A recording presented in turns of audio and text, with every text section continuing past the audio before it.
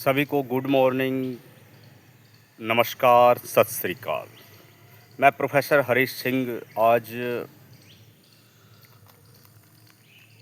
एक बड़े विशेष मुद्दे पर बात कर रहा हूं और वो मुद्दा है कि रोज़गार लोगों को क्यों नहीं मिल पा रहे हैं। स्थायी रोज़गार बहुत बड़ी समस्या है।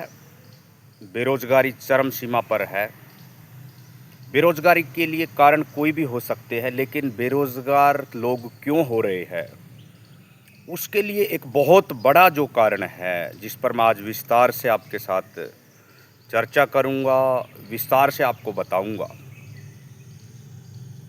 जैसे एक हरियाणा का डिपार्टमेंट अभी अभी हाईलाइट हुआ है, हरियाणा कौशल रोजगार निगम, HKRN, इसका जो हेड क्वार्टर है वो पंचकूला में है। पंचकूला यानी HPSC के साथ ही है। हरियाणा पब्लिक सर्विस कमीशन, ये भी बड़ा बदनाम रहा। और उसके बिल्कुल साथ ही एक हरियाणा कौशल रोजगार निगम के नाम से एक निगम है, सरकारी निगम है। ये कॉन्ट्रैक्चुअल भर्तियां करता है, लेकिन इसकी बदनामी इतनी हो चुकी है,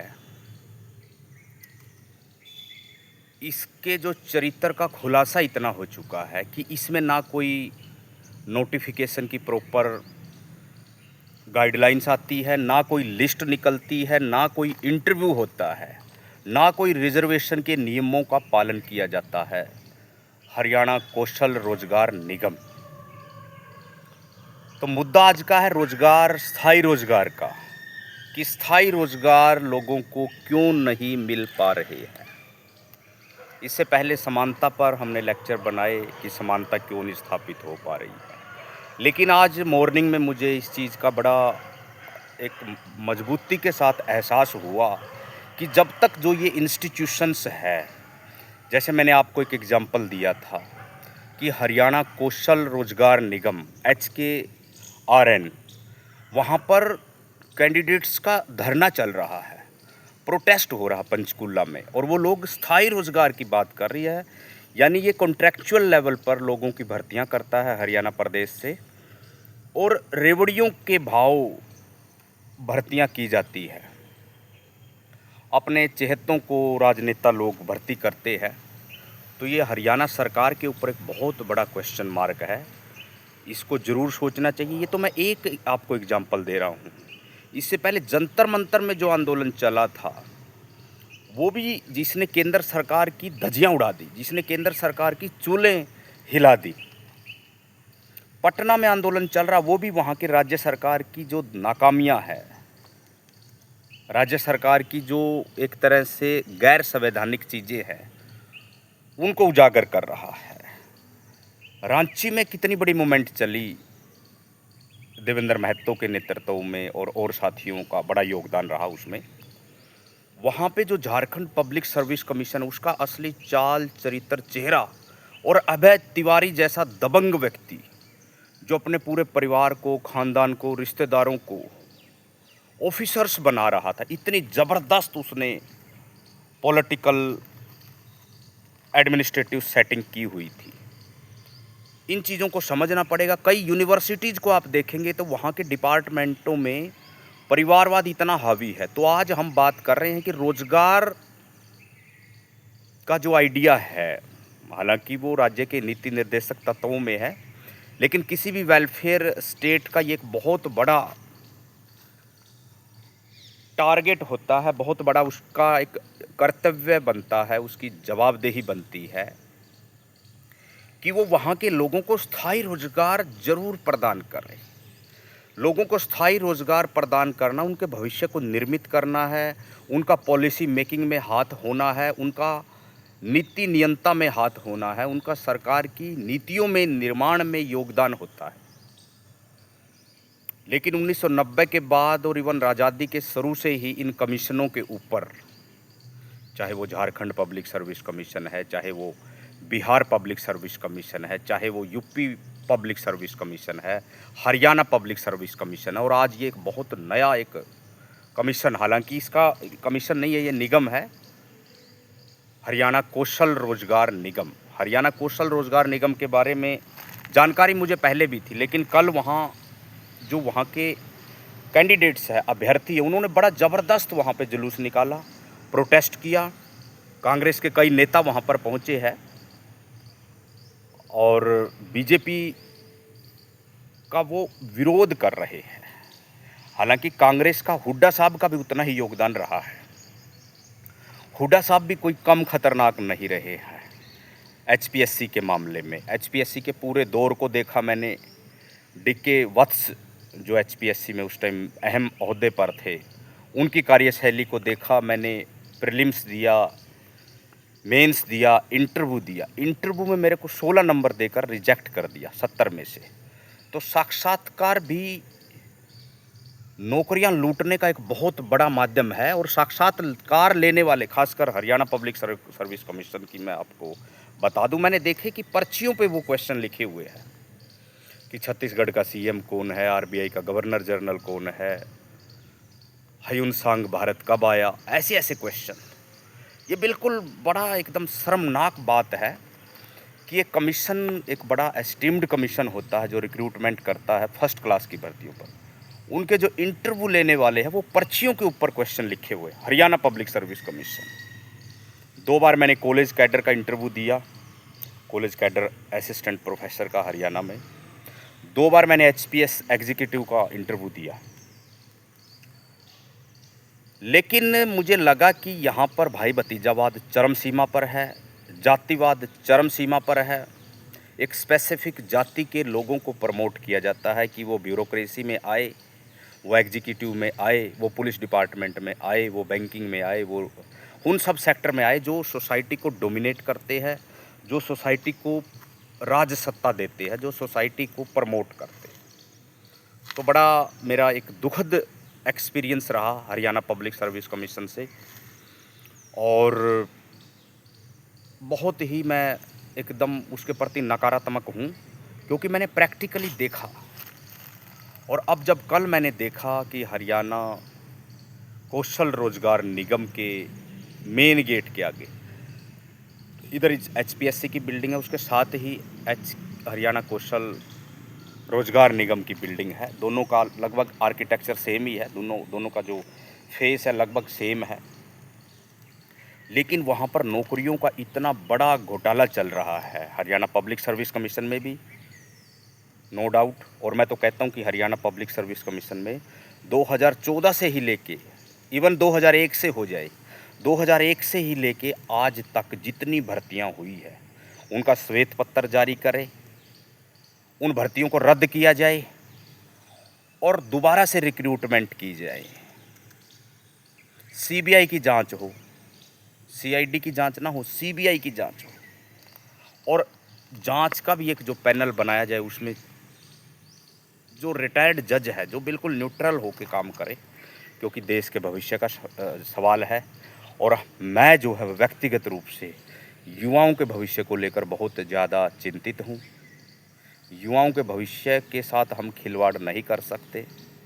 अगर हम उनको जैसी जो उनकी एलिजिबिलिटी है, जो उनके क्वालिफ़िकेशंस हैं, उनके अकॉर्डिंग अगर हम उनको रोज़गार नहीं दे पाते तो एक बहुत बड़ी भ्रम की स्थिति पैदा हो जाती है। और मेरा मानना है कि उससे बहुत एक व्यवस्थाएं बिगड़ती है।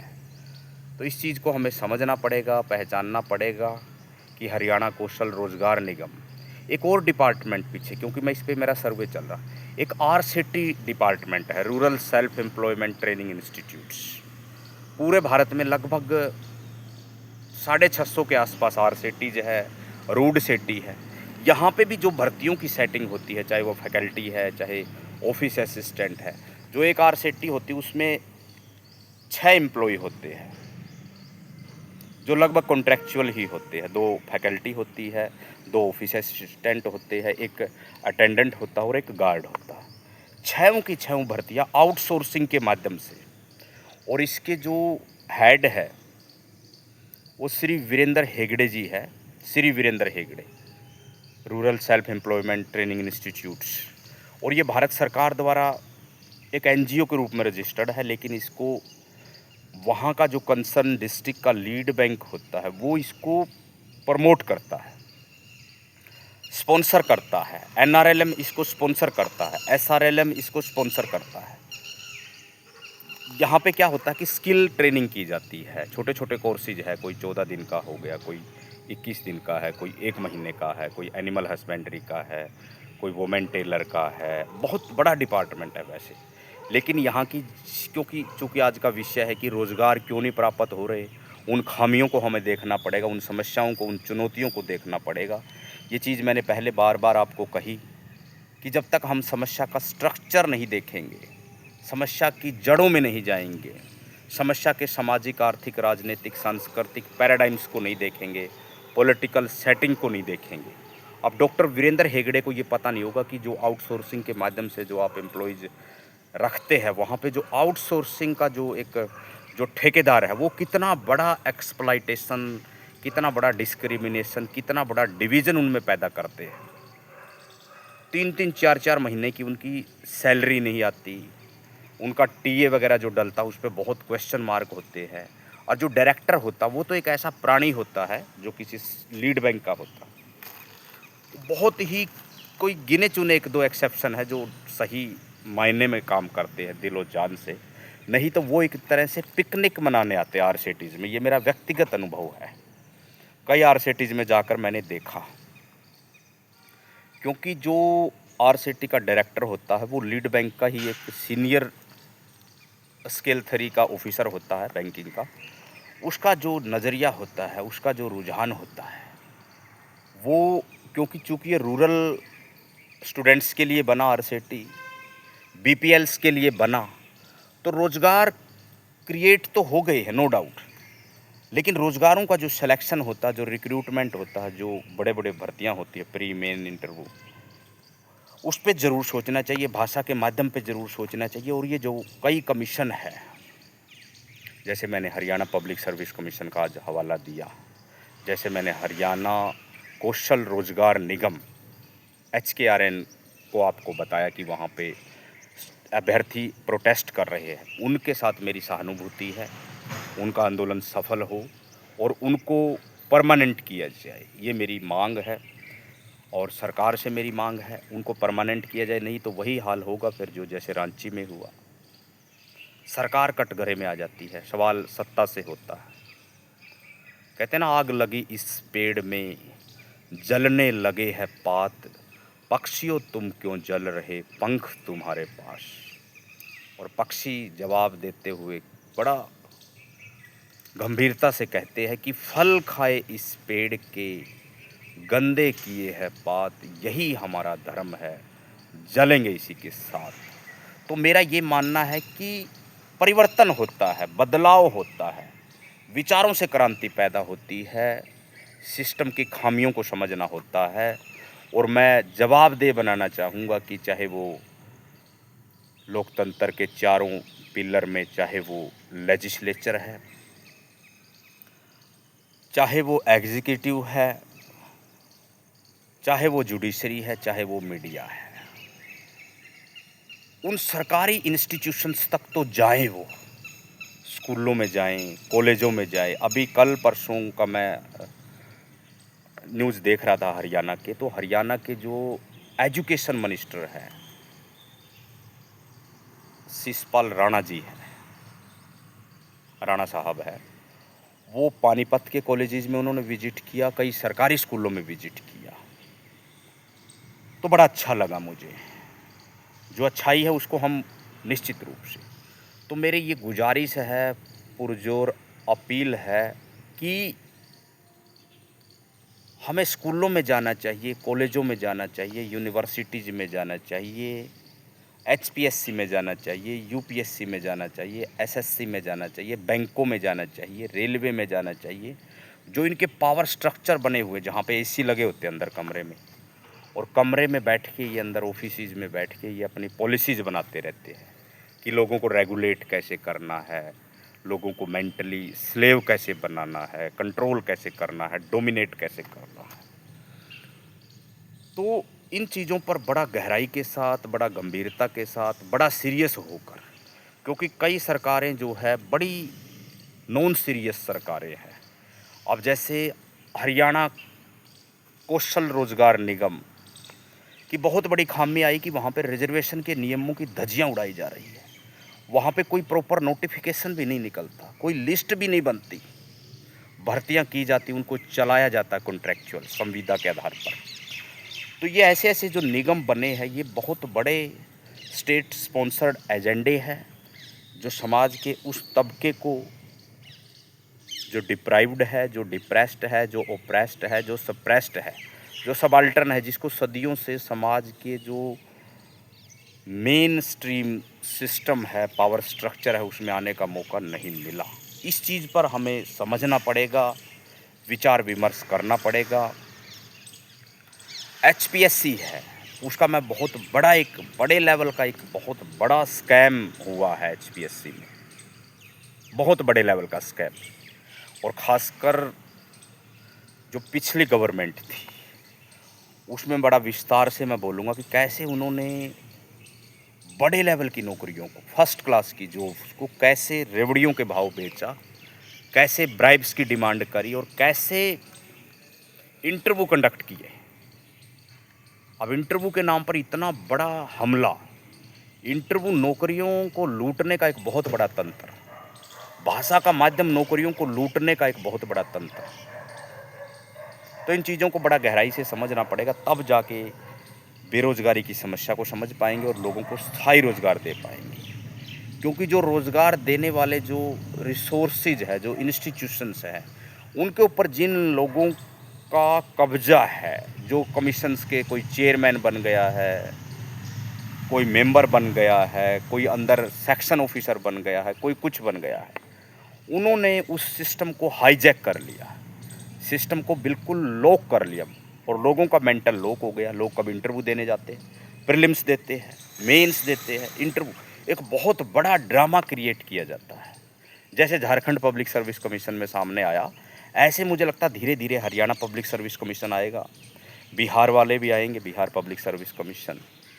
तो सारे कमीशंस ये बहुत बड़े स्टेट स्पॉन्सर्ड एजेंडे दिखा रहे हैं, जिससे नौकरियों में बहुत बड़े लेवल की अनियमितता है, धांधलियाँ है, भ्रष्टाचार है। इस चीज़ को हमें पहचानना पड़ेगा, इस चीज़ को मानना पड़ेगा, क्योंकि ये चीज़ें जो है बुनियादी तौर पर समाज को कमज़ोर करती है, अर्थव्यवस्था को कमज़ोर करती है, राजनीति को कमज़ोर करती है, कल्चरल इथोस को कमज़ोर करती है। यानी पूरे स्टेट की जो मोडस ऑपरेंडी है वही कमज़ोर हो जाती है और कमीशनों के जो चेयरमैन बनाए जाते हैं वो पॉलिटिकल बंदे होते हैं। जैसे मैंने वत्स का एग्जांपल दिया, DK वत्स, तो वो मिलिट्री से रिटायर्ड हुए, बहुत खतरनाक मानसिकता के व्यक्ति, उनको चेयरमैन बनाया गया हरियाणा पब्लिक सर्विस कमीशन का, और मेंबर्स थे कई, सारे के सारे पॉलिटिकल पद। अब वो लोग इंटरव्यू ले रहे हैं उनको, जबकि खुद कुछ नहीं आता होता। कई मेंबर्स ऐसे भी हैं उनमें, नो शिक्षा टाइप। जो कई कमीशंस ये बनते हैं, जैसे एक शेड्यूल कास्ट कमीशन है, बैकवर्ड क्लास कमीशन है, शेड्यूल ट्राइब्स कमीशन है, घुमंतुओं का एक आयोग बना है, या मानवाधिकार आयोग है। कई आयोग ऐसे हैं जिनमें जो मेंबर्स होते हैं उनको कोई विशेष जानकारी नहीं होती, तो इन पर कम से कम कोई एलिजिबिलिटी तो बनाए। तो ये बहुत बड़ा क्वेश्चन मार्क है जो सरकारी संस्थान है, क्योंकि सरकारी संस्थानों की एक रेपुटेशन होती है। भारत गुलाम इसीलिए हुआ था, भारत गुलाम इसीलिए हुआ था कि हमारे इंस्टीट्यूशंस की क्रेडिबिलिटी कम हो गई थी। हमारा जो उस टाइम के जो लीडर थे उनका किरदार कमज़ोर हो गया था, चाहे वो सिराजुद्दौला है, चाहे वो जहांगीर है, चाहे वो शाहजहाँ है, चाहे वो अकबर है। कल मैंने हिस्ट्री पे लेक्चर लिया था, बहुत विस्तृत। सबसे गुजारिश करता हूँ ज़रूर उसको सुने, तो आपको एक विशेष उसमें अनुभूति होगी। तो मेरा ये मानना है कि बुनियादी तौर पर जो हरियाणा कौशल रोज़गार निगम है, उसमें जो भर्तियों में अनियमितताएं हैं, यानी जब से इन्होंने भर्तियों की शुरुआत करी, सारी भर्तियों का पूरा लेखा जोखा पब्लिक डोमेन में होना चाहिए सारा, नहीं तो वहाँ पर एक बहुत बड़ा मूवमेंट चलेगा, बहुत बड़ा आंदोलन चलेगा। और हरियाणा बड़े क्रांतिकारियों की ज़मीन है, जैसे पंजाब है, बंगाल है, वैसे ही हरियाणा भी एक बहुत क्रांति प्रदेश है। लोग आकी के खिलाफ लड़ते हैं, अन्याय के खिलाफ लड़ते हैं, नाइंसाफ़ी के खिलाफ लड़ते हैं, पीसफुली लड़ते हैं। हाँसी में हमने देखा, चैनत में हमने देखा, बरवाला में हमने देखा, तो लोग लड़ते हैं। लोग संगठित, करनाल में हमने देखा, लोग संगठित होकर लड़ते हैं अपने अधिकारों के लिए, अपने मानवाधिकारों के लिए, अपने नागरिक अधिकारों के लिए, अपने सिविल राइट्स के लिए। तो आज मौसम अच्छा है, लेकिन इस मौसम की नज़ाकत को मैंने पहचानते हुए मुद्दा बड़ा सीरियस सेलेक्ट किया कि रोज़गार की व्यवस्था, भारत एक दुनिया का सबसे बड़ा डेमोक्रेसी है। कई देशों ने इसकी डेमोक्रेसी की प्रेज की है। एक कामयाब लोकतंत्र है। लोकतंत्र बड़ा आराम से, सहज भाव से चल रहा है। लेकिन क्या कारण है कि हमारे युवा चिंतित हैं और राजनेताओं को युवाओं की चिंता बहुत कम है। जब राजनेताओं को लगता है कि अब उनकी धज्जियां उड़ने वाली है, अब प्रदेश में कोहराम मचने वाला है, अब उनकी चूल्हे हिल जाएगी, तो उनके अंदर फिर शौक पैदा होता है। वो बच्चों से मिलते हैं, जैसे रांची में हुआ, जैसे जंतर मंतर में हुआ। अब जंतर मंतर आंदोलन शुरू में कितना एकदम हम्बल आंदोलन, छोटा सा चल रहा था। बिल्कुल नॉन सीरियस पॉलिटिशियन थे भारत सरकार के, इंटेलिजेंस एजेंसियों को कुछ पता नहीं था। जैसे किसानी आंदोलन चला, लगभग वैसे वैसे इंटेलिजेंस तो भारत का, मुझे लगता है उसको कुछ विशेष जानकारी होती नहीं है। वो एक वाइट एलिफेंट डिपार्टमेंट है। तो भारत के हर डिपार्टमेंट को सोचना पड़ेगा कि वो युवाओं को रोज़गार दे। युवाओं को रोज़गार देंगे तो निश्चित रूप से युवा मजबूत होंगे, उनका एक सोशल फैब्रिक बनेगा। क्योंकि एक युवा रोज़गार लेने के लिए बहुत जद्दोजहद करता है, बहुत स्ट्रगल करता है। उसका सारा सेटअप रोज़गार पर टिका होता है, चाहे उसको शादी ब्याह करना है, चाहे अपनी बहन की शादी करना है, चाहे अपने पारिवारिक जिम्मेदारियों को निभाना है। तो रोज़गार एक बहुत बड़ा माध्यम होता है और रोज़गार दे सकती है सरकार। सरकार कितना भी रोज़गार दे सकती है, सरकार कितना भी रोज़गार दे सकती है, उससे सरकार के खजाने पर कोई विशेष असर नहीं पड़ता। जितने क्रिएटिव माइंड आपके रोज़गार में आएंगे, उतना ही वो काम करेंगे, प्रोडक्टिविटी निकालेंगे, सर्विस सेक्टर मजबूत होगा, इंडस्ट्री बनेगी।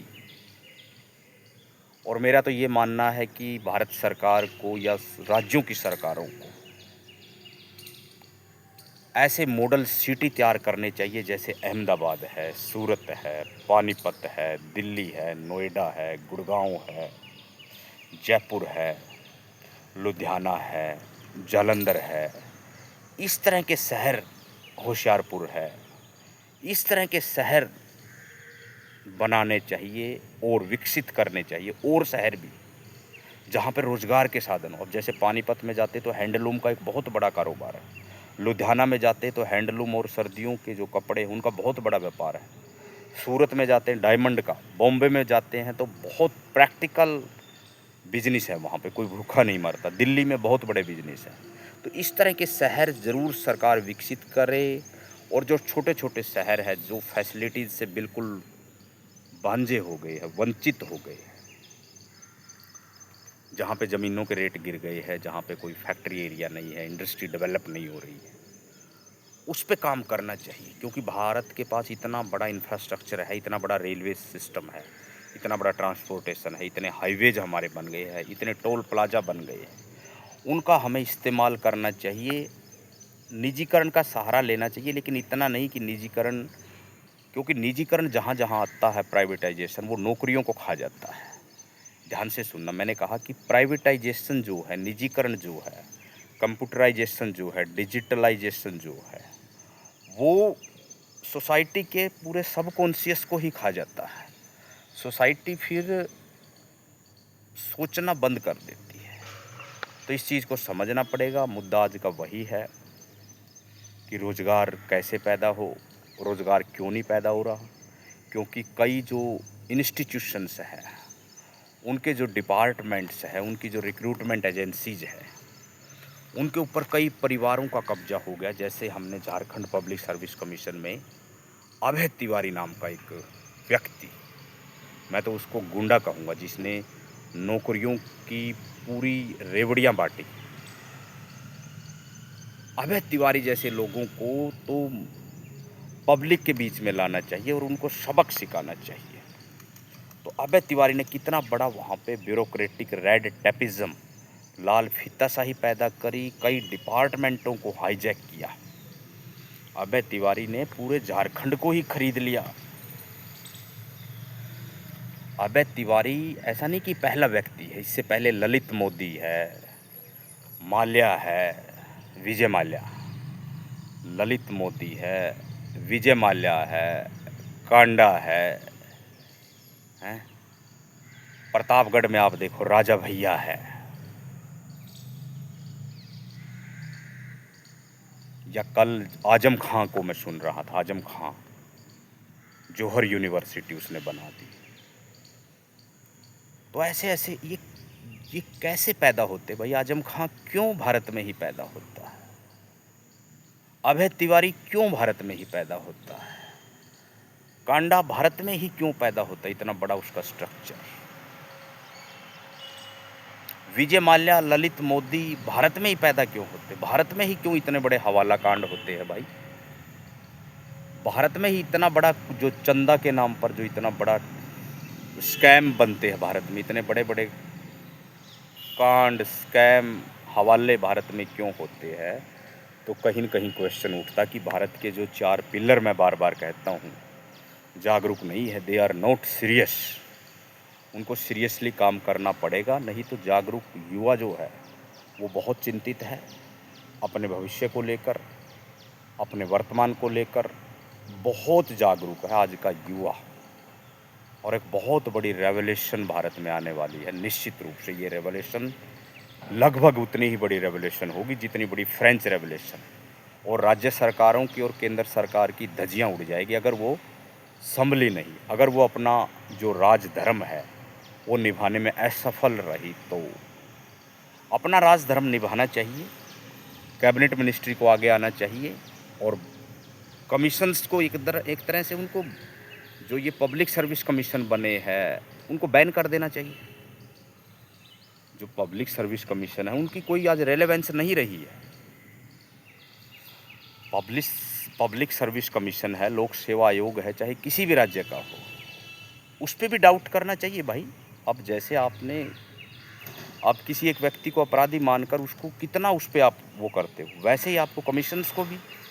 अब जैसे मैंने आज एक बहुत बड़ा उदाहरण आपको बताया कि हरियाणा जो कौशल रोजगार निगम है वो कितना बड़ा स्कैम करता है, कितना बड़ा घोटाला, कोई नोटिफिकेशन नहीं, कोई भर्तियों की लिस्ट नहीं, कोई रिजर्वेशंस की जो पॉलिसीज होती है उसका बाइफर्केशन, उसका ऊपर कोई उसका वो नहीं।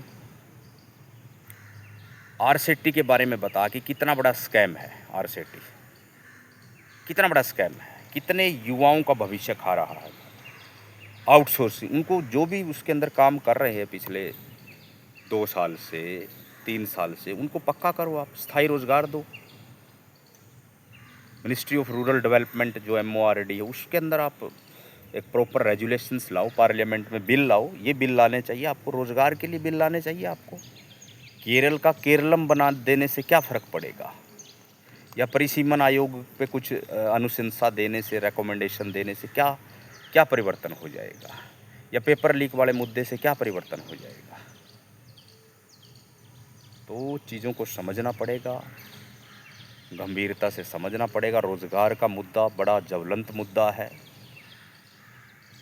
और भूमिहीन बेरोजगार संघर्ष मोर्चा रोजगार के मुद्दे को अहम मानता है। युवा हमारी चिंता है, because we considered that youth are the opinion maker, they are the nation builder. उनके बारे में हमें सोचना पड़ेगा, विचारना पड़ेगा, उनके सामाजिक, राजनीतिक, आर्थिक, सांस्कृतिक, मनोवैज्ञानिक सरोकारों को हमें समझना पड़ेगा। तभी जाके देश का विकास होगा, तभी जाके देश के पिलर जो है, 4 पिलर, चाहे वो लेजिस्लेचर है, एग्जीक्यूटिव है, जुडिशरी है, मीडिया है, वो मजबूत होंगे। कॉरपोरेट सेक्टर भी अपनी मनमानी करता है, जैसे कमीशंस अपनी मनमानी करते हैं। कमीशनों में बहुत हाई लेवल पर मनमानी चलती है, इसमें कोई डाउट नहीं। तो लगभग वैसे ही जो प्राइवेट सेक्टर है वहाँ पे भी मनमानियाँ चलती है, बड़े लेवल की मनमानियाँ वहाँ पे चलती है। इस चीज़ को हमें समझना पड़ेगा। मुद्दा आज का बहुत सीरियस है, ऐतिहासिक मुद्दा है, गंभीर मसला है कि रोज़गार कैसे उपलब्ध हो। आज का युवा इतना फ्रस्ट्रेटेड है, इतना डिप्रेस्ड है, इतना ओप्रेस्ड है, उसको कोई उम्मीद नहीं है। कई परिवारों के युवाओं से मैं मिलता हूँ तो पूछता हूँ उनसे, तो वो अपने परिवार के कोई 10वीं अकेला है, कोई ग्रेजुएट अकेला, यानी भारत को आज़ाद हुए 80 साल हो गए, अभी भी कई परिवार ऐसे हैं कि उनके युवाओं से मैं मिलता हूँ, पूछता हूँ कि आप पहले ग्रेजुएट होंगे अपने परिवार के, तो वो कहते जी सर, मैं पहला ग्रेजुएट हूँ अपने परिवार को। आप देखिए उसके ऊपर कितनी बड़ी जिम्मेदारी है। तो खैर ठीक है, मैकाले मानसिकता के तहत भारत में सिविल सर्विसेज की शुरुआत हुई। पहले आईसीएस होता था और एक आईसीएस रिटायर्ड ऑफिसर ने कांग्रेस की स्थापना की थी, आरएसएस की स्थापना की थी, या हिंदू महासभा बनी थी।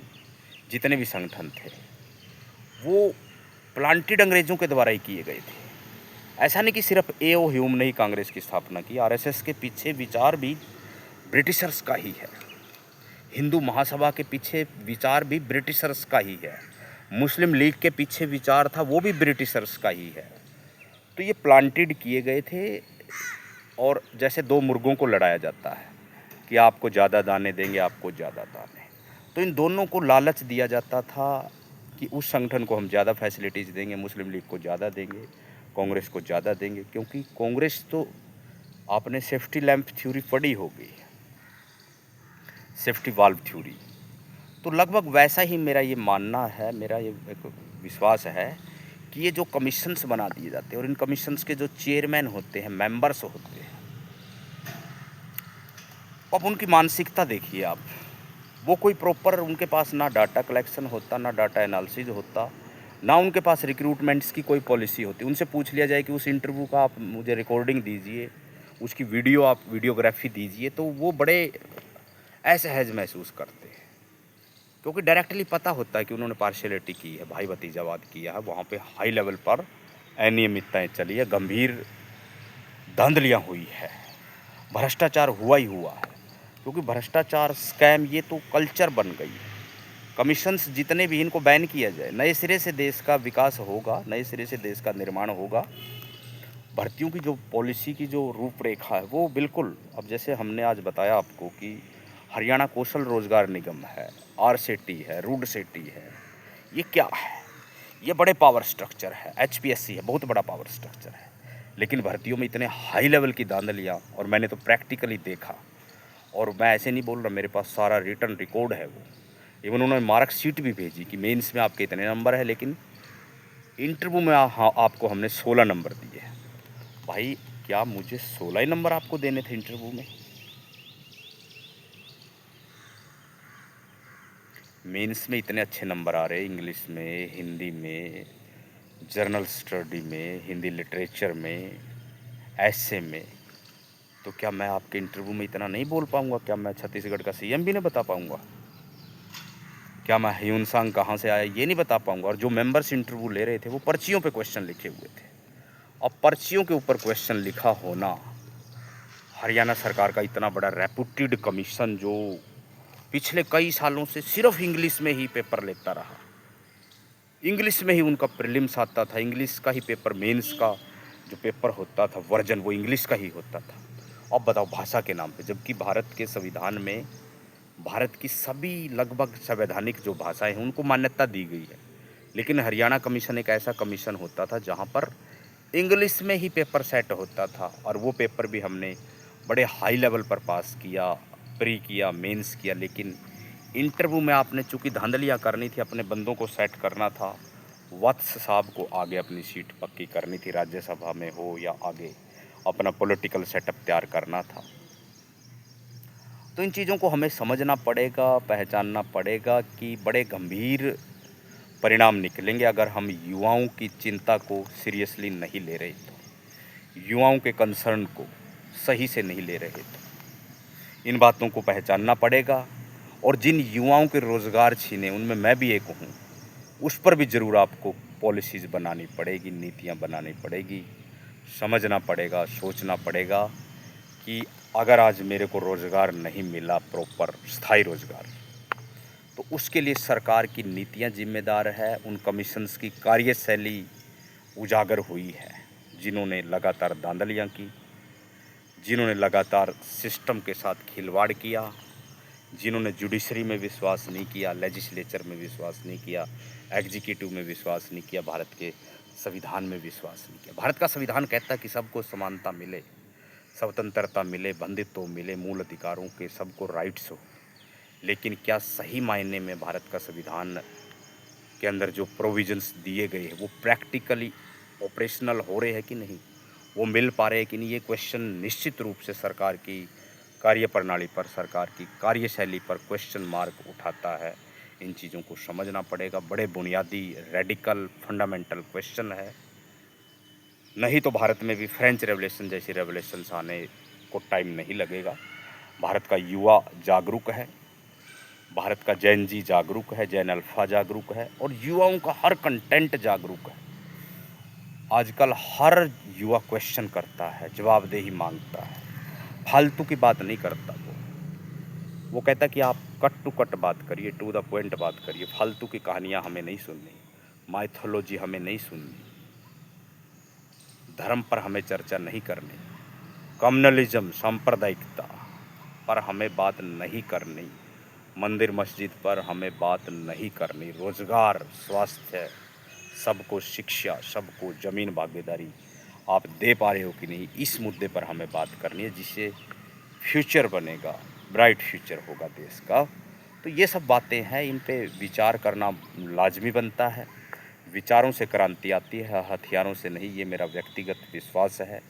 और भूमिहीन बेरोजगार संघर्ष मोर्चा इसी एक अहम लक्ष्य को लेकर आगे बढ़ रहा है, इसी अहम मुद्दे को लेकर आगे बढ़ रहा है कि सभी युवाओं को रोज़गार मिले, उनके हुनर के अनुसार रोज़गार मिले, उनकी एलिजिबिलिटी, उनके इंटेलेक्ट, क्योंकि हमें एडवांस ब्रेन चाहिए। और उन एडवांस ब्रेन को जिसको लाल किले की प्राचीर से 15 अगस्त 2026 को प्रधानमंत्री श्री नरेंद्र मोदी जी ने क्या कहा कि ये तो जो है दिमागी नक्सली लोग हैं, एडवांस ब्रेन, जबकि उनके ऊपर हमें प्राउड होना चाहिए कि उनमें से बहुत टॉप लेवल के साइंटिस्ट है, इंजीनियर है, आर्टिस्ट है, बड़े क्रिएटिव एक्टर्स है, डॉक्टर्स है, लॉयर्स है, बड़ी बड़ी डिग्रीज़ वो प्रोफेशनल डिग्रीज़ करके आते हैं। तो वो तो अपना देखो, उनको तो भविष्य अपने देश में बनाना ही है, क्योंकि अब वो रास्ता भी लगभग बंद ही हो चुका है कि लोग पहले माइग्रेट करते थे, अभी भी करते हैं। कई ज़िले पंजाब के खाली हो चुके हैं, होशियारपुर है, गुरदासपुर है, पठानकोट है, जालंधर का कुछ एरिया है, माइग्रेट करते बाहर, वो बिजनेस सेट करते हैं या कोई छोटा मोटा कोई वहाँ पे लेबर करते हैं। लेकिन अब एनआरआई बनने कम हो रहे हैं, क्योंकि एनआरआई बनने से पूरा सोशल फैब्रिक जो है, सोशल टेक्सचर कमज़ोर हो रहा है। अकेले पंजाब में एक पार्लियामेंट ने डाटा दिया था कि कई लाख महिलाएं, एग्जैक्ट में भी दिमाग में नहीं है लेकिन मैं ज़रूर आपको नोट कराऊंगा, पिछले लेक्चर में मैंने नोट भी कराया था कि इतने लाख महिलाएं पंजाब में, पंजाब एक छोटा सा स्टेट है, अकेले पंजाब में इतने लाख महिलाएं डिवोर्सी है, डिवोर्सी नहीं, विधवा है, सॉरी विडो है वो, उनके हस्बैंड ने वहाँ विदेश में जाकर शादी कर ली और यहाँ वो एक तरह से ऐसा जीवन जी रही है कि समाज में उनको ना कोई प्रॉपर मान सम्मान मिलता है, ना कोई आज़ादी मिलती है, ना कोई उनको एक प्रॉपर जो डिग्निटी होती है। तो मेरा ये मानना है कि मुद्दा रोज़गार का है, लेकिन रोज़गार के साथ समाज जुड़ा होता है, राजनीति जुड़ी होती है, कल्चर जुड़ी होती है, इंस्टीट्यूशंस जुड़े होते हैं रोज़गार के साथ। सरकारी इंस्टीट्यूशंस बचेंगे तो देश बचेगा। ये मुद्दा अहम होना चाहिए और हम इसको बार बार उठाते हैं कि जो भी सरकारी इंस्टीट्यूशंस हैं उनको ख़त्म करने की साजिशें चल रही है। प्रदेश कोई भी हो, सरकारी स्कूलों को कमज़ोर किया जा रहा है, सरकारी कॉलेजों को कमज़ोर किया जा रहा है, सरकारी इंस्टीट्यूशंस को कमज़ोर किया जा रहा है। ये गलत है। प्राइवेटाइजेशन का बहुत हाई लेवल पर बोलबाला है। बड़े बड़े मेडिकल इंस्टीट्यूशंस बन गए हैं प्राइवेट, बड़े बड़े मेडिकल कॉलेज बन गए हैं प्राइवेट, बड़े बड़े यूनिवर्सिटीज़ बन गई है प्राइवेट, और वो करोड़ों में उनकी डोनेशन होती है। तो मुद्दा बहुत सीरियस है। भविष्य को लेकर जो हम चिंतित हैं, और ख़ासकर युवा भविष्य को लेकर, क्योंकि अगर हम युवाओं को नहीं संभाल पाए तो हमारी जो आज की जो सो कॉल्ड पॉलिटिकल लीडरशिप है, जो अपने आप को बड़ी क्रिस्मेटिक लीडरशिप समझती है, उनकी बेइज्जती करने में युवा लोग 2 मिनट भी नहीं लगाएंगे। क्योंकि युवा को रोज़गार चाहिए, शिक्षा चाहिए, सुरक्षा चाहिए, अच्छा स्वास्थ्य चाहिए। युवा हमारा भविष्य है। युवा बचेगा तो देश बचेगा। युवा का रोज़गार बचेगा, उसकी शिक्षा बचेगी, उसकी ज़मीन में भागीदारी होगी तो निश्चित रूप से मुझे लगता है कि भविष्य बचेगा। इसको लेकर हमें बड़ा जागरूक होने की आवश्यकता है, बड़ा विश्वस्त होने की आवश्यकता है। और इसके लिए मुझे लगता है कि जो ये कमीशंस बने हैं, so called state sponsored public service commission, उनके अंदर जो बैठे लोग हैं, जो मलाईदार पोस्टों पर बैठे हैं, उनके एजेंडे क्या है, उनकी मानसिकता क्या है, उसका अध्ययन करना बहुत ज़रूरी है। क्योंकि मैंने किया है, और मैं तो कोई भी समस्या होती है पहले उसकी संरचना, उसका स्ट्रक्चर समझना बहुत इम्पोर्टेंट समझता हूँ। चाहे बेरोज़गारी है, चाहे गरीबी है, चाहे असमानता है, चाहे कॉन्स्टिट्यूशन वैल्यूज़ जो कमज़ोर हो रही है, चाहे एग्जीक्यूटिव में जो लैक्यूना आ रहा है, चाहे जुडिशरी में जो एक बहुत ख़तरनाक पेंडिंग केसों की व्यवस्था चल रही है। तो उन सब पर मैं सोचता हूँ तो मैं स्ट्रक्चर में जाता हूँ कि वहाँ जो पावर स्ट्रक्चर में लोग बैठे हैं, जिनको नीति नियंता बनाया गया है, जो डिस्ट्रिक्ट कलेक्टर बैठे हैं, वो क्या करना चाहते हैं अपने ज़िले में। तो क्या उनकी जवाबदेही नहीं बनती? जो डिस्ट्रिक्ट कलेक्टर है, जो कंसर्न ज़िले का आईएएस है, डीसी है, डिस्ट्रिक्ट कलेक्टर है, तो क्या वो अपनी जवाबदेही निभा पा रहा है? क्या वो स्कूलों में डेली विजिट करता है? क्या एक डिस्ट्रिक्ट कमिश्नर कॉलेजों में जा रहा है, यूनिवर्सिटीज़ में जा रहा है, वहाँ के मेडिकल सिविल जो हॉस्पिटल्स है वहाँ पे जा रहा है, वहाँ की आंगनबाड़ियों में जा रहा है, वहाँ के थानों में जाता है वो डेली, वहाँ की कचहरियों में जाता है वो, वहाँ के आंगनबाड़ियों में जाता है वो, वहाँ का जो बीपीएल की राशन की जो दुकानें हैं वहाँ पे वो जाके निरीक्षण करता है? क्या एक डीसी मनरेगा के मज़दूरों से मिलता है? क्या जो बीपीएल के लाभार्थी हैं उनकी स्कीम का उनको बेनिफिट मिल रहा है? क्या जो प्रधानमंत्री आवास योजना है उस पर कोई प्रॉपर डाटा आपके पास है? या सिर्फ केवाईसी कराए जा रहे हैं, या जनधन श्री वाले खाते खुलवाए जा रहे हैं? क्या जो इंश्योरेंस रेगुलेटर अथॉरिटीज़ है उसके ऊपर कोई कमांड है आपकी? क्या वो लगातार लूटे जा रही है पेशेंट्स को? तो ये बड़े ख़तरनाक और बड़े इम्पोर्टेंट और बड़े सीरियस क्वेश्चन है सरकार के ऊपर, सरकार की कार्यशैली के ऊपर।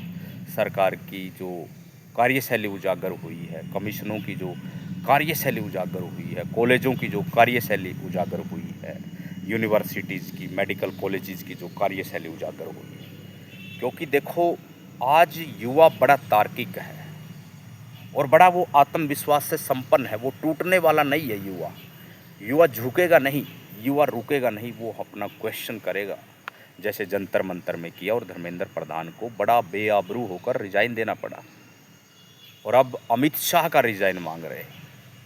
जैसे रांची में हुआ, हेमंत सोरेन को बड़ा शर्मिंदा होना पड़ा। जैसे पटना में हो रहा, जैसे पंचकुला में हो रहा।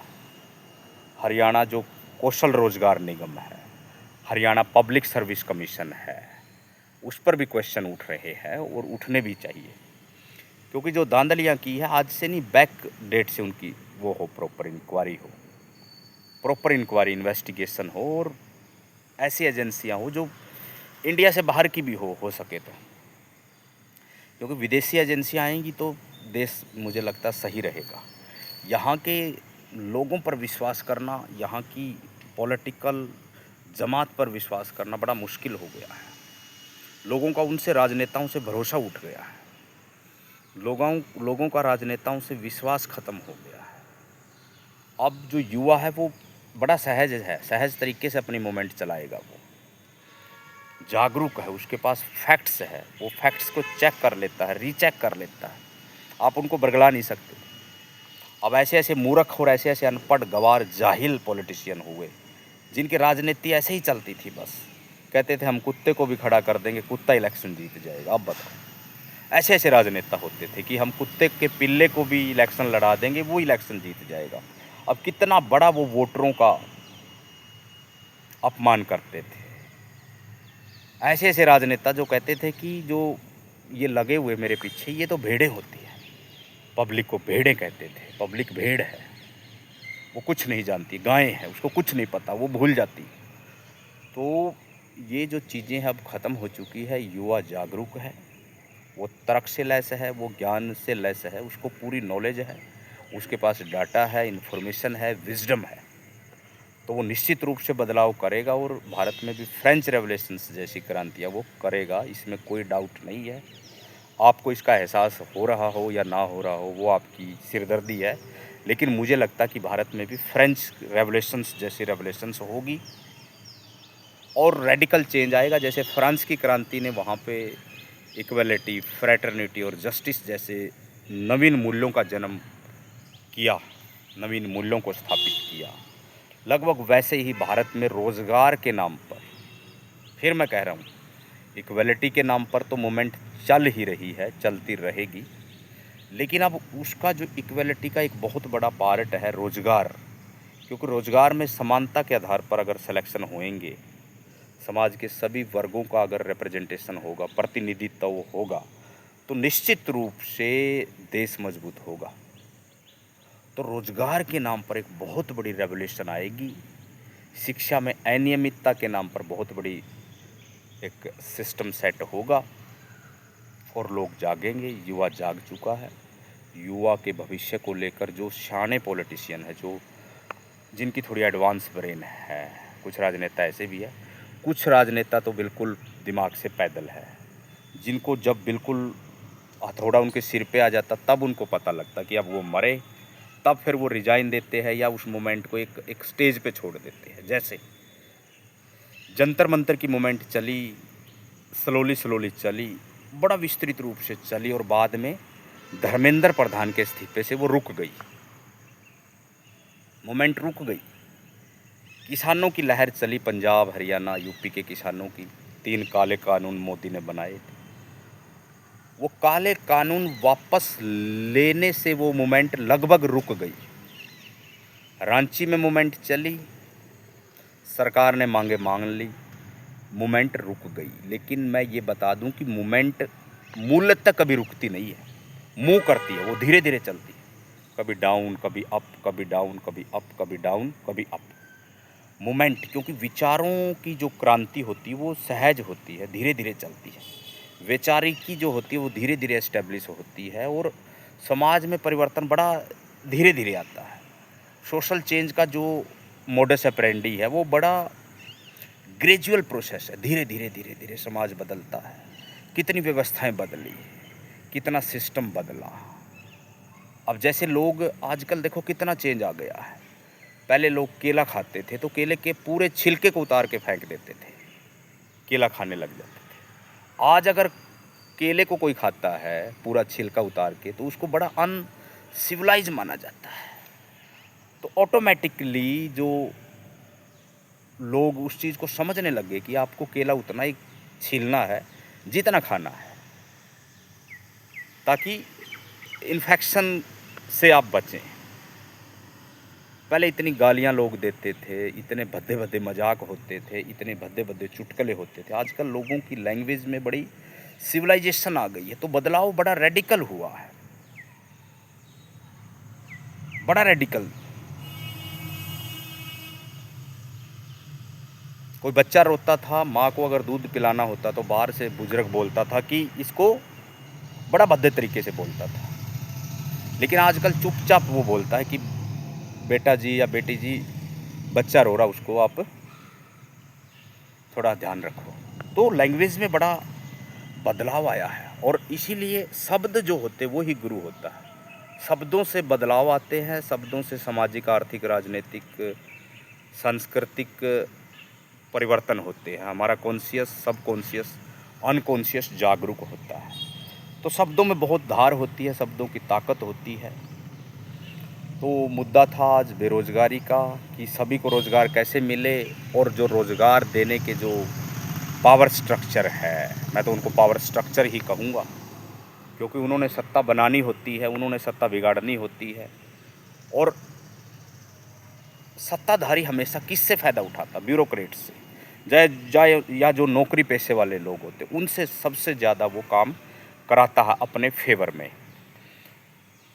तो इनका बहुत बड़ा माध्यम है, कमीशंस है, या जितने भी पावर स्ट्रक्चर बने हुए हैं, उन पे हमें ज़रूर उँगली उठानी पड़ेगी, उनकी धांधलियों को उजागर करना पड़ेगा, उनके भ्रष्टाचार जो पिछले लगभग 20-25 साल में हुए। और मैं तो इवन ये कहूँगा कि जो कैंडिडेट्स ओवर एज आज हो चुके हैं, इनकी करतूतों के कारण, इनकी धांधलियों के कारण, इनके चरित्रहीनता के कारण, इनके गलत एजेंडों के कारण, बहुत से जो छात्र हैं जिनकी एज 40 हो गई, 40 प्लस हो गई, अब वो नौकरी के लिए अप्लाई तो नहीं कर सकते, लेकिन उनकी ज़रूर भी आयु सीमा बढ़ानी चाहिए। क्योंकि वो ये नहीं कि उनकी मेहनत में कोई कमी थी, उनके हार्ड वर्क में, उनके डेडिकेशन में, उनके समर्पण में, या उनके त्याग में कोई कमी थी। कमी उनको सिस्टम से हार का मुंह देखना पड़ा। सिस्टम नहीं चाहता था। इंटरव्यू लेने वाले वो इस एजेंडे के साथ बैठते थे कि बंदे को हमें रिजेक्ट करना है, सेलेक्ट नहीं करना है। अब जो सामने बैठा है, जिसको लगता है कि मुझे अब इसका कत्लेआम करना ही है, मुझे इसका गला काटना ही है, तो उस इंटरव्यूअर का क्या ही हम कर सकते हैं। तो इस मानसिकता को बदलना पड़ेगा, इस मानसिकता को समझना पड़ेगा कि जो इंटरव्यू के नाम पर बहुत बड़ी धांधलियाँ कमीशंस में हुई है। इंटरव्यू तो अब तो बिल्कुल बैन होने चाहिए। इंटरव्यू आप एक 10, 15, 20, 25, 30 मिनट के इंटरव्यू में आप क्या जज कर लेंगे भाई, मुझे समझ नहीं आता। बड़ा इलॉजिकल, बड़ा अहज का क्वेश्चन है ये। साक्षात्कार में आप क्या जज कर लेते हैं? बंदे ने प्री पास किया, मेन पास किया, प्रारंभिक परीक्षा और मुख्य परीक्षा पास की, अपनी एक अच्छी डिग्री उसने प्राप्त करी, वहाँ पे उसने एकेडमिक्स में अच्छे नंबर प्राप्त करे, सब्जेक्टिविटी में सही है, ऑब्जेक्टिविटी में सही है, और आप जो इंटरव्यू लेने वाले अनपढ़, गंवार, जाहिल कई कमीशंस के मेंबर, जिनको मैं कहना चाहूँगा, और वो बैठे हैं जो पर्चियों पर लिख के लाते थे क्वेश्चन। अब ये मैंने प्रैक्टिकली बिल्कुल अपनी आँख के सामने ये देखा। वो डिसाइड करते थे कि आपको हम एसडीएम बना दें, आपको हम तहसीलदार बना दें, आपको हम डीएसपी बना दें, अब बताओ, या ना बना दें। तो इन चीज़ों पे, इस कार्यशैली पे ज़रूर क्वेश्चन उठना चाहिए। यहाँ पे बात दिमाग की नक्सली की नहीं है, लेकिन जो दिमाग से सोचने वाले हैं, चूँकि मैंने कल भी बताया था कि लड़ाई आज मुख्य रूप से दिमाग की नक्सली और दिमाग की रूप से जो पैदल है, अंधविश्वासी है, पाखंडी है, उनके बीच में है। जो दिमाग की नक्सली है, उसको नौकरी चाहिए, उसको समानता चाहिए, उसको स्वतंत्रता चाहिए, उसको न्याय चाहिए, उसको रोज़गार चाहिए, और वो सिस्टम में भागीदारी की बात करता है, सिस्टम के ऊपर क्वेश्चन करता है, साइंटिफिक उसमें टेम्पर है, जो दिमाग की नक्सली जिसको आपने कहा। तो उसके कंसर्न आपको समझने पड़ेंगे। युवा हमारे देश का भविष्य है, और हम युवाओं को लेकर सबसे ज़्यादा चिंतित हैं। युवा, चाहे वो किसी कॉलेज का हो, यूनिवर्सिटी का हो, मेडिकल कॉलेज का हो, कहीं का भी हो युवा, कारगिल से कन्याकुमारी तक जितने भी युवा लोग हैं, उनके कंसर्न हमारे कंसर्न हैं। हम उनके लिए लंबी लड़ाई लड़ेंगे, और भूमिहीन बेरोजगार संघर्ष मोर्चा और जो दिमाग की नक्सली पार्टी है, इस मुद्दे को भारत के हर व्यक्ति तक लेकर जाएगी, हर गली में, हर मोहल्ले में, हर शहर में, हर ब्लॉक लेवल पर, हर तहसील लेवल पर, हर ज़िला लेवल पर, हर स्टेट लेवल पर इस मुद्दे को लोगों तक पहुंचाएगी। एक जन जागरूकता यात्रा शुरू करेंगे हम कि युवा हमारा भविष्य है और उनके लिए ये यात्रा निकाली जा रही है। हर ज़िले में हम जाएंगे, लोगों से इंटरेक्ट करेंगे। कल भी मैंने बोला था कि लेनिन ने एक बार कहा था कि क्रांति की जड़ें कहाँ हैं, क्रांति कैसे पैदा होती है, क्रांति को कौन पैदा करता है। तो लेनिन ने एक ही जवाब दिया था कि revolutions creates by interaction, conversation. संवाद से चीज़ें बदलती है, डायलॉग से चीज़ें बदलती है। डायलॉग करना बहुत ज़रूरी होता है, डायलॉग की ज़रूरत होती है। अब देखो, अमेरिका ने ईरान को नेस्तनाबूद कर दिया, अमेरिका ने ईरान को नेस्तनाबूद कर दिया और ईरान के आज इतने ख़तरनाक हालात हो रहे हैं कि वहाँ पर खाने पीने की चीज़ें अवेलेबल नहीं है। वहाँ पे लोगों के लिए दूध, चाय की भी नौबत आ गई है। और ट्रंप महोदय इतने ख़तरनाक एजेंडे है उसके कि वो कल जो है किम जोन से मिले हैं। तो इस प्रकार जो देश बड़े ट्रेडिशनल है, परंपरागत है, हालांकि ईरान के पास नेचुरल रिसोर्सेज बहुत ज़्यादा है, लेकिन ईरान क्या करेगा अकेला। तो हमें अगर और मुद्दों की चिंता करनी है, चाहे वो विदेश नीति है, चाहे वो आर्थिक नीति है, फॉरेन पॉलिसी है, या इकोनॉमिक पॉलिसी है, या हमारी शिक्षा नीति है, उन पर बात करनी चाहिए, इंटरनेशनल अफेयर्स पर बात करनी चाहिए। लेकिन मैं ज़्यादा नहीं करता हूँ आईआर पर बात, क्योंकि अभी जो मेन मुद्दे हैं देश के अंदर, जो एक डोमेस्टिक मुद्दे हैं, रोज़गार, शिक्षा और सभी के लिए ज़मीन में भागीदारी, ये हमारे अहम मुद्दे हैं। इन पर बात करते रहते हैं, करते रहेंगे। तो इन पर बात इसलिए कहते हैं कि क्योंकि बड़े रेडिकल मुद्दे हैं। अब रोज़गार का जो मुद्दा है वो बहुत अहम मुद्दा था, इसलिए मैंने आज आपको बताया कि हरियाणा कौशल रोज़गार निगम जो है वो बड़ा ख़तरनाक एजेंडे के साथ, उसने आज तक भी कोई लिस्ट जारी नहीं की प्रॉपर, उसने आज तक भी कोई नोटिफिकेशंस पे वो बहुत सीरियस नहीं हुआ। आज तक भी वो यूँ कहा जाए कि रिजर्वेशन पॉलिसीज़ को लागू नहीं किया। वैसे जो कॉन्ट्रैक्चुअल्स भर्तियाँ होती हैं उनमें रिजर्वेशन पॉलिसीज़ आप करते ही नहीं हैं, लेकिन उससे समाज प्रभावित तो होता है। समाज का वो तबका जो आर्थिक रूप से पिछड़ा हुआ है, जो सामाजिक रूप से पिछड़ा हुआ है, जो राजनीतिक रूप से पिछड़ा हुआ है, उसकी भी तो आपको भागीदारी सुनिश्चित करनी पड़ेगी। तभी तो आपका जो लोकतंत्र है, दुनिया का सबसे बड़ा जो लोकतंत्र है, तभी तो वो लोकतंत्र कामयाब होगा। तभी तो उस लोकतंत्र के अंदर मजबूती आएगी। तभी तो लोकतंत्र के जो मेन पिलर हैं, क्योंकि आप तो पिलरों का ध्यान नहीं कर रहे, आप सीधे दीवारें बनाकर छत लगाना चाहते हैं। ऐसा नहीं होता। लोकतंत्र में पहले उन पिलर्स को मजबूत करिए। चारों पिलर है जो, उनको पावर्स आपने दी हुई है, वो अपनी जवाबदेही सही निभा पा रहे हैं कि नहीं। अगर वो निभा पा रहे हैं तो ठीक है, फिर दीवारें बनती है, बाद में छत लगती है। आप डायरेक्ट कॉलेजियम सिस्टम शुरू कर रहे हैं, लेटरल एंट्री शुरू कर रहे हैं, प्राइवेटाइजेशन शुरू कर रहे हैं, कॉरपोरेट सेक्टर को बड़े बड़े कॉन्ट्रैक्ट्स आप दे रहे हैं, टेंडर दे रहे हैं। एक बहुत बड़ा स्कैम आप कर रहे हैं, टोल प्लाजा। टोल प्लाजा बहुत ख़तरनाक सिस्टम है, बहुत ख़तरनाक सिस्टम है। इसको समझना पड़ेगा, इसकी तह तक जाना पड़ेगा कि इसने कैसे हमारे नेशनल हाईवे के ऊपर पूरा कब्जा किया हुआ, कैसे हमारा जो कॉमन मैन प्रभावित होता है। तो आज का जो मुद्दा था वो मुद्दा ये था कि रोज़गार सबको कैसे मिले, और वो कौन कौन से कारण हैं जिसके कारण रोज़गार नहीं मिल पा रहे, उसके परिणाम क्या हो रहे हैं, और रोज़गार को स्थायी बनाने के लिए, सभी को रोज़गार देने के लिए क्या किन विषयों पर बात हो सकती है, उन पर मैंने बात की। मुद्दा बहुत विस्तृत है, 5-7 घंटे भी इस पे बोला जाए कम है, लेकिन समय की जितनी भी अवेलेबिलिटी थी उसके ऊपर मैंने बात की, उसके अकॉर्डिंग मैंने इसको ब्रीफ में करना चाहा। बाद में बात करेंगे, रोज़गार पर बात करते रहेंगे, समानता पर बात करते रहेंगे, सभी को ज़मीन भागीदारी का हक मिले, लैंड सीलिंग एक्ट ऐसे लागू हो जैसे चौधरी चरण सिंह जी ने किया था, पूना पैक्ट रद्द हो, क्रिमिनल ट्राइब्स एक्ट रद्द हो,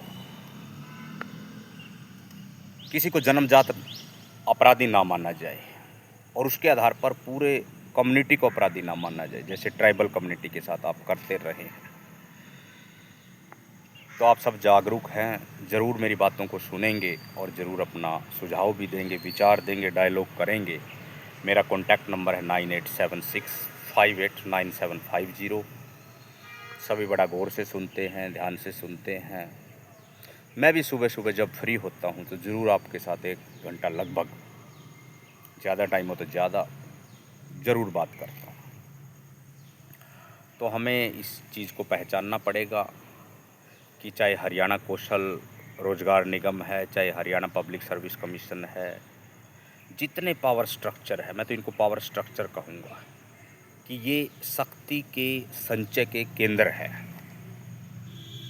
ये युवाओं का भविष्य बनाते हैं, ये युवाओं का भविष्य बिगाड़ते हैं।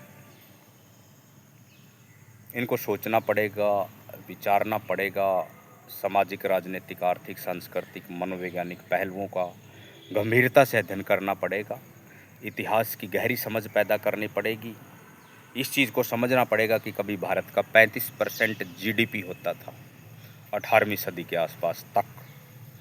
अब 35% जीडीपी आपका होता था, आज कितना है आप सब जानते हैं। आज गोल्ड के हालात क्या है आप सब जानते हैं। आज चांदी के हालात क्या है आप सब जानते हैं। मेटल के हालात क्या है आप सब जानते हैं।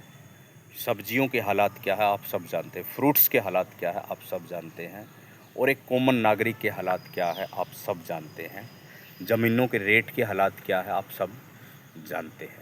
आरबीआई का क्या स्टेटस है आप सब जानते हैं। यूजीसी का क्या स्टेटस है आप सब जानते हैं। यूपीएससी का क्या स्टेटस है आप सब जानते हैं। एम्स में क्या हालात है आप सब जानते हैं। मेडिकल इंस्टीट्यूशन जितने हैं, मेडिकल प्राइवेट कॉलेजेस या सरकारी कॉलेजेस जितने हैं, आपको सब आपको पता है। एसएससी का क्या हाल है आप सबको पता है। बैंकिंग सेक्टर का क्या हाल है आप सब जानते हैं। रेलवे का क्या हाल है आप सब जानते हैं। तो आज हालात ये आ गए कि हर इंस्टीट्यूशंस के ऊपर क्वेश्चन मार्क उठ रहा है। पुलिसिया तंत्र आज भी क्रिमिनल ट्राइब्स एक्ट लागू करता है। पुलिसिया तंत्र को थोड़ा सा मनोवैज्ञानिक पहलुओं को सोचना पड़ेगा। आज भारत दुनिया का बहुत बड़ा लोकतंत्र है। भारत के पास बहुत बड़ी युवा ताकत है। भारत की 140 करोड़ आबादी है, जिसमें 64 करोड़ लीगल वोटर है। और आज भी ऐसे ऐसे जुमले कि 15 लाख रुपये हर किसी के खाते में आ जाएगा। 15 लाख, अब बताइए। जुमला, बाद में कहा कि ये जुमला था। कभी आपको अर्बन नक्सली बोला जाता है, कभी आपको देशद्रोही बोला जाता है, कभी आपको दिमागी नक्सली बोला जाता है, लेकिन आपको दिमागी पैदल नहीं बोला जाता, क्योंकि आपको पता लग जाएगा। तो आज बहुत बड़ी लड़ाई 2 कैटेगरी में है। देश आज बाइपोलर हो गया है। एक तरफ दिमागी नक्सली है जो दिमाग की बात करते, एक तरफ दिमागी पैदल है जो डिवाइड एंड रूल की बात करते हैं। तो देश में हमें समावेशी विकास करना है, inclusive education, inclusive teaching system, क्योंकि जो मेन बदलाव आता है वो आपके टीचिंग सिस्टम से आता है, आपके टीचिंग पैराडाइम से आता है, आपकी भाषा शैली से आता है, आपकी लेखनी से आता है, आपका जो अध्यापन करने का तरीका है उससे आता है। बदलाव आपकी इतिहास की सोच से आता है, बदलाव आपकी समाज की सोच से आता है, बदलाव आपके इंस्टीट्यूशन की समझ से आता है। और भारत में हज़ारों इंस्टीट्यूशंस हैं जो नौकरियां दे भी रहे हैं, और हज़ारों इंस्टीट्यूशंस ऐसे हैं जो नौकरियों को गड़प भी कर रहे हैं, खा भी रहे हैं। तो ये विश्वास के साथ हमें देश के साथ खड़ा होना पड़ेगा और रोज़गार की बात करनी पड़ेगी, शिक्षा की बात करनी पड़ेगी, स्वास्थ्य की बात करनी पड़ेगी। सभी के लिए शिक्षा, रोज़गार, रोटी, कपड़ा, मकान, राशन की बात करनी पड़ेगी। मनरेगा मज़दूरों की बात करनी पड़ेगी। हरियाणा कौशल रोजगार निगम के जो गलत एजेंडे हैं, जो धांधलियाँ हैं, उन पे क्वेश्चन मार्क उठाना पड़ेगा। HPSC पर क्वेश्चन उठाना पड़ेगा। तो निश्चित रूप से हम आगे बढ़ेंगे। सामाजिक, आर्थिक, राजनीतिक मजबूती के साथ देश एक युवा ताकत के रूप में आगे बढ़ रहा है। युवाओं से बहुत उम्मीदें हैं, लेकिन युवाओं को हमें वो आत्मसम्मान देना पड़ेगा, रोज़गार देना पड़ेगा, वो डिग्निटी उनको देनी पड़ेगी। तभी जाकर हम एक बुलंद भारत का, एक समृद्ध भारत का सपना, क्योंकि 2047 में भारत वो आज़ाद हुए 100 साल हो जाएंगे, तो वहाँ तक एक सपना लिया है भारत के प्रधानमंत्री ने कि भारत को एक विकसित देश बनाना है। निश्चित रूप से भारत विकसित देश बनेगा, क्योंकि क्रांति विचारों की क्रांति होती है। क्रांतियों से रेडिकल चेंज आते, विचारों से आते हैं। फ्रेंच रेवोल्यूशन हुई, चाइनीज़ रेवोल्यूशंस हुई, अमेरिकन रेवोल्यूशंस हुई, रूसो को सुना लोगों ने, वॉल्टेयर को सुना, जागरूक हुए, दिदरो को सुना, प्लेटो को सुना, सुकरात को सुना, अरिस्टोटल को सुना, सिकंदर को सुना, नेपोलियन को सुना। भारत में एक बहुत बड़ी भक्ति सूफी लहर चली। गुरु नानक साहब ने कहा कि सो क्यों मंदा आखिए, जित जन मेरा जान। सतगुरु रविदास जी ने कहा कि ऐसा चाहूँ राज में, जहाँ मिले सबन को अन्न, छोट बड़ सम बसे, रविदास रहे प्रसन्न। दसम गुरु पातशाह गुरु गोविंद सिंह जी ने कहा कि गिदड़ों को मैं शेर बनाऊं, 1.25 लाख से एक लड़ाऊं, तबे गोविंद सिंह नाम कहलाऊं। तो इस प्रकार मेरा बड़ा विज़न क्लियर है कि भारत की जो कल्चर है वो बड़ी ग्लोरियस है, बड़ी गौरवशाली है। युवा हमारा भविष्य है। युवाओं को इतिहास का अध्ययन करना चाहिए, समाज का अध्ययन करना चाहिए। हमारे महापुरुषों की जो प्रेरणाएं रही है, जो उनके एथिक्स, जो उनके इथोस रहे हैं, उसको भी उनको स्टडी करना चाहिए।